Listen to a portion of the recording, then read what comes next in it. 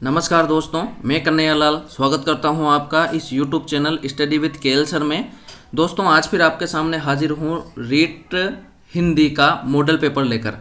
दोस्तों ये रीट हिंदी का छठा मॉडल पेपर है। इससे पहले मैं 5 हिंदी के मॉडल टेस्ट पेपर ले चुका हूं।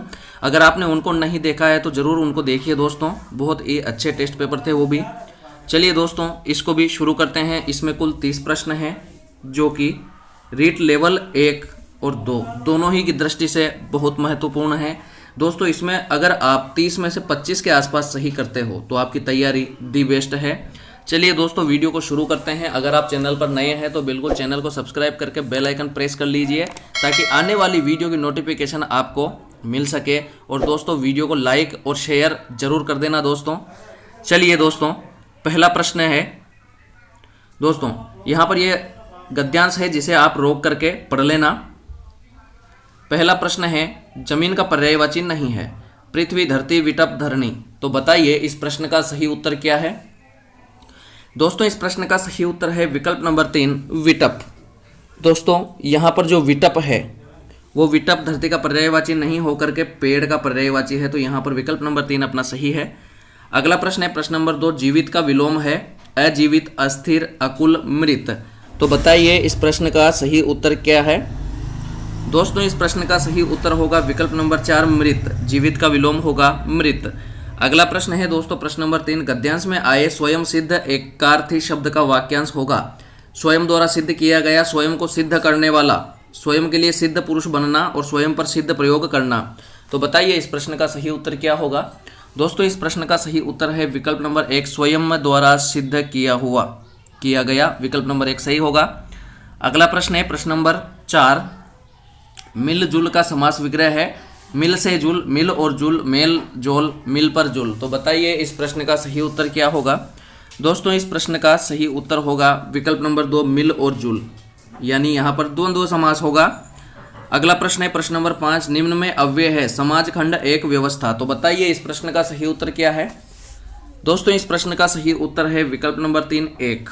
अव्यय एक है, एक जो लिंग कारक वचन आदि के अनुसार परिवर्तित नहीं होता है।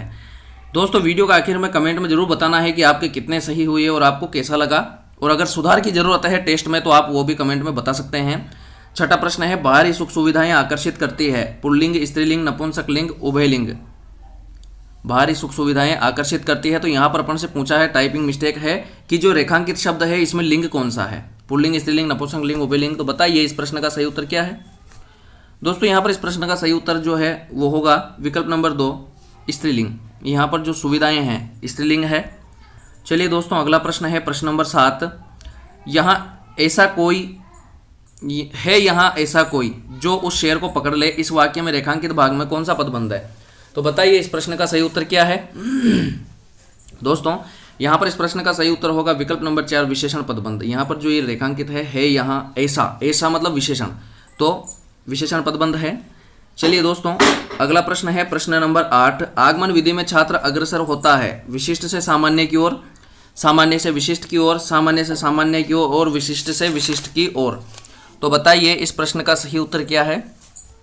दोस्तों यहाँ पर इस प्रश्न का सही उत्तर होगा विकल्प नंबर 1 विशिष्ट से सामान्य की ओर। अगला प्रश्न है प्रश्न नंबर 9, मूल्यांकन व मापन के संबंध में कौन सा कथन असत्य है। मूल्यांकन व मापन शिक्षण व्यवस्था के अनिवार्य अंग है। मूल्यांकन व मापन दोनों के द्वारा सार्थक भविष्यवाणी संभव है।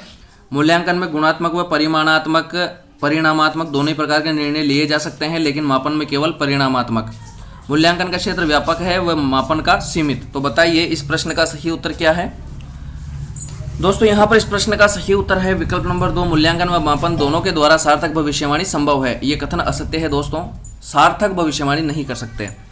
अगला प्रश्न है प्रश्न नंबर 10, उपचारात्मक शिक्षण के लिए पहली आवश्यकता है बच्चों की कमजोरियों का पता लगाना, विषयगत समूह बनाना, अतिरिक्त कक्षाओं का आयोजन करना, उपलब्धि की जांच करना। तो बताइए इस प्रश्न का सही उत्तर क्या है।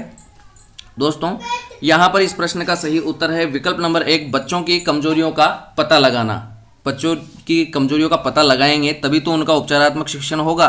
तो यहाँ पर विकल्प नंबर 1 सही है।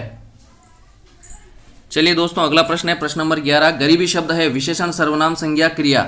तो बताइए इस प्रश्न का सही उत्तर क्या है। दोस्तों यहाँ पर इस प्रश्न का सही उत्तर है विकल्प नंबर 3 संज्ञा। जो गरीबी है वो संज्ञा शब्द है। चलिए दोस्तों अगला प्रश्न है प्रश्न नंबर 12।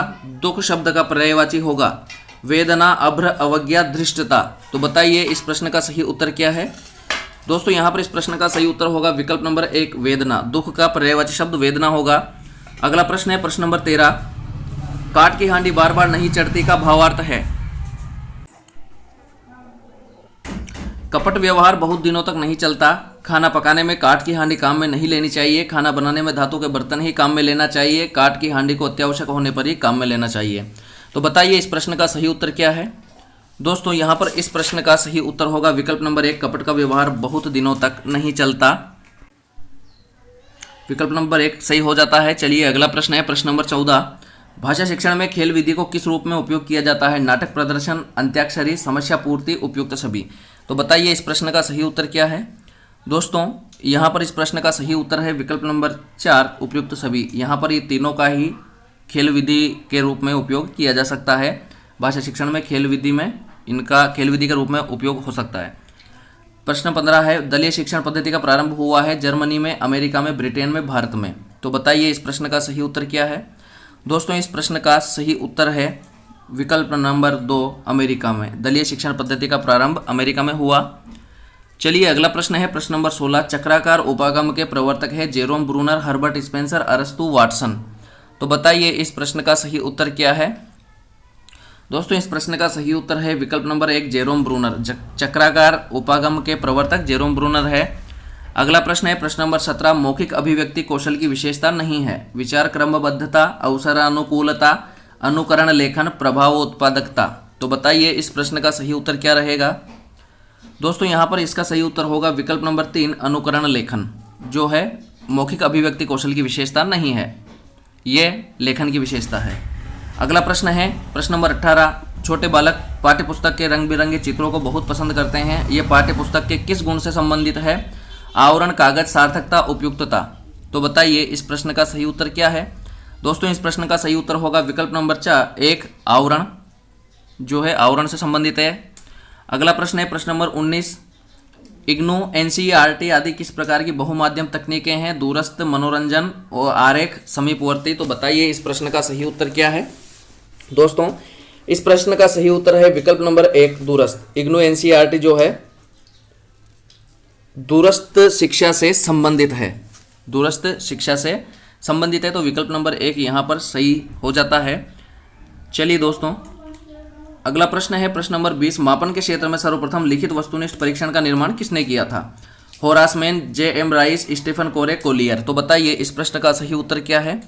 दोस्तों यहाँ पर इस प्रश्न का सही उत्तर है विकल्प number 1 Horace man. Horace man ने 1845 में लिखित वस्तुनिष्ठ परीक्षण का सर्वप्रथम प्रयोग किया था और इसमें J.M. राइस का भी योगदान है। तो यहाँ पर निर्माण होरास मैन, विकल्प नंबर 1 सही होगा। अगला प्रश्न है प्रश्न नंबर 21। उपचारात्मक शिक्षण किस प्रकार के छात्रों के लिए आवश्यक है। अप्रतिभाशाली, पिछड़े छात्र, समस्याग्रस्त छात्र, तीव्र बुद्धि वाले छात्र। तो बताइए इस प्रश्न का सही उत्तर क्या है। दोस्तों इस प्रश्न का सही उत्तर होगा विकल्प नंबर 2 पिछड़े छात्र। पिछड़े छात्रों के लिए उपचारात्मक शिक्षण जरूरी है, तो यहाँ पर अपने विकल्प नंबर 2 सही हो जाता है। अगला प्रश्न है प्रश्न नंबर 22। ऐतिहासिक शब्द में प्रयुक्त प्रत्यय है इक, सिक, अक। तो बताइए इस प्रश्न का सही उत्तर क्या है। दोस्तों इस प्रश्न का सही उत्तर है विकल्प नंबर 1 इक। इतिहास में इक प्रत्यय जोड़ेंगे तो ऐतिहासिक बनेगा। अगला प्रश्न है प्रश्न नंबर 23। कौतूहल शब्द का पर्यायवाची नहीं है। आश्चर्य, ताज्जुब, हैरत, स्पृहा। तो बताइए इस प्रश्न का सही उत्तर क्या है। दोस्तों इस प्रश्न का सही उत्तर होगा विकल्प नंबर 4 स्पृहा। जो स्पृहा है ये कौतूहल का पर्यायवाची नहीं है, उसकी बजाय ये है जो इच्छा का पर्यायवाची है। दोस्तों स्पृहा का मतलब होता है इच्छा। अगला प्रश्न है प्रश्न नंबर 24। जुलूस शब्द किस लिंग का है। पुल्लिंग, नपुंसकलिंग, स्त्रीलिंग, उभयलिंग। तो बताइए इस प्रश्न का सही उत्तर क्या है। दोस्तों यहाँ पर इस प्रश्न का सही उत्तर होगा विकल्प नंबर 1 पुल्लिंग। जो जुलूस है वो पुल्लिंग से संबंधित है, क्योंकि वाक्य में प्रयोग कीजिए जुलूस निकलता है, जुलूस निकल रहा है, ऐसा थोड़ी होता है कि जुलूस निकल रही है। तो विकल्प नंबर 1 पुल्लिंग यहाँ पर अपने सही हो जाएगा। चलिए अगला प्रश्न है प्रश्न नंबर 25। वादा शब्द का बहुवचन होगा वादे, वादाओं, वादू, वादियाँ। तो बताइए इस प्रश्न का सही उत्तर क्या है। दोस्तों यहाँ पर इस प्रश्न का सही उत्तर है विकल्प नंबर 1 वादे। वादा शब्द का बहुवचन वादे होगा। अगला प्रश्न है दोस्तों प्रश्न नंबर 26। प्रश्न नंबर 26 है, भाषाई दक्षता के विकास में सीखने की मनोवैज्ञानिक प्रवृत्तियों में से कौन सी नहीं है? सीखने की मनोवैज्ञानिक प्रवृत्तियों में से कौन सी नहीं है? अनुकरण, जिज्ञासा, अभ्यास, परिचय। तो बताइए इस प्रश्न का सही उत्तर क्या है? दोस्तों यहाँ पर इस प्रश्न का अपने सही उत्तर होगा विकल्प नंबर 4, परिचय। दोस्तों यहाँ पर जो परिचय है वो सीखने की मनोवैज्ञानिक प्रवृत्तियों में से नहीं है, तो विकल्प नंबर 4 सही है। अगला प्रश्न है प्रश्न नंबर 27, कौन सी सहायक सामग्री शिक्षण में अधिक उपयोगी है? मानचित्र, पशु पक्षी आदि के चित्र, ग्राफ, ग्लोब। बताइए इस प्रश्न का सही उत्तर क्या है? दोस्तों इस प्रश्न का सही उत्तर होगा विकल्प नंबर 2, वस्तु, पशु पक्षी आदि के चित्र। आप सोच रहे होंगे कि मानचित्र, ग्राफ और ग्लोब क्यों नहीं हो सकता? तो दोस्तों प्राथमिक जो स्तर होता है, प्राथमिक स्तर पे बच्चे सबसे ज़्यादा परिचित, सबसे ज़्यादा उनको अपनेपन का भाव महसूस होता है वस्तुओं पर, पशु पक्षी आदि पर। मानचित्र, ग्राफ, ग्लोब के बारे में वो बहुत कम जानते हैं, तो यहाँ पर वस्तु, पशु पक्षी आदि के चित्र सही आंसर होगा। अगला प्रश्न है प्रश्न नंबर 28, इलेक्ट्रॉनिक मीडिया का सबसे सस्ता व आसानी से सुलभ साधन है? Radio, overhead projector, computer, teleconferencing. तो बताइए इस प्रश्न का सही उत्तर क्या है? दोस्तों यहाँ पर इस प्रश्न का सही उत्तर होगा विकल्प नंबर 1, रेडियो। यहाँ पर रेडियो सही होगा विकल्प नंबर 1।